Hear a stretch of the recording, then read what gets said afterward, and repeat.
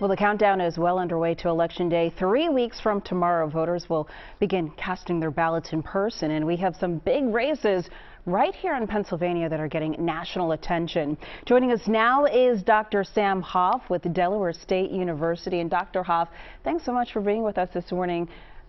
We're looking forward to you explaining some of what's going on in this key race that we're following. So one of the key races is for a U.S. Senate seat in Pennsylvania. Of course, Democrat John Fetterman, he campaigned in Delaware County over the weekend. Mehmet Oz, who is running as a Republican, also recently in our area. What do you think these candidates are hoping to accomplish during these final weeks? And are they, do you think, able to sway voters who may still be undecided at this point?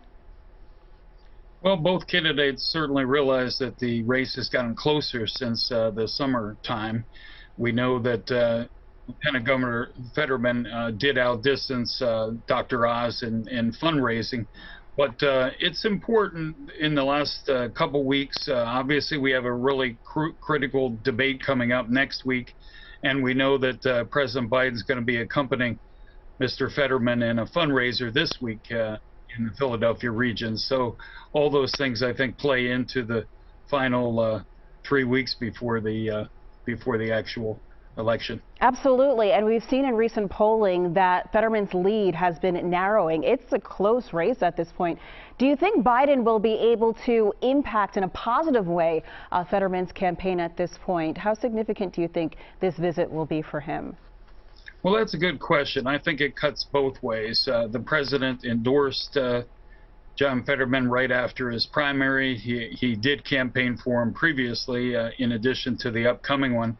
And we know that legislation recently passed will certainly have an impact on Pennsylvania. Drug prices, obviously, that's going to affect thousands of Pennsylvanians.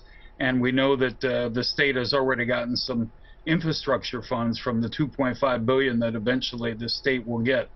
But on the negative side, you know, the president did not win Pennsylvania by much in 2020. His poll ratings are still a little low, and economically, you know, Pennsylvania is hurting like other states. The inflation rate is about the national average, and Pennsylvania is 7th in terms of unemployment, which is higher than the national average. So I think it cuts both ways there. Now, John Fetterman, one thing that he did have going for him was sort of his charisma on the campaign trail. And as we know, he had a stroke in recent months, and that's, I would imagine, affecting how voters perceive him. And even in a recent interview, he needed a closed captioning system, and he's also requested it for an upcoming debate. Do you think that's having an impact on voters and their confidence in Fetterman at this time? It may for some, but we know that there's a few other senators who've had those kind of challenges and who've been able to maneuver, including Maryland's senator. And so, you know, it goes into the calculus with a number of other things. We certainly see that issues are important, but one of them, of course, relates to the previous story that you had, and that is confidence that our democracy can preserve. And in that sense, I think it'll be a Democratic advantage. And turnout looks like it's going to be predicting based on the 2018 midterm and the 2020 general, and even the primaries of 2022. I think with a high voter turnout, that's going to help Mr. Fetterman. All right, Dr. Sam Hoff. Of course, voter turnout in midterms, always critical. We'll have to wait to see how it all plays out. Thanks for your insight this morning. Appreciate you joining us.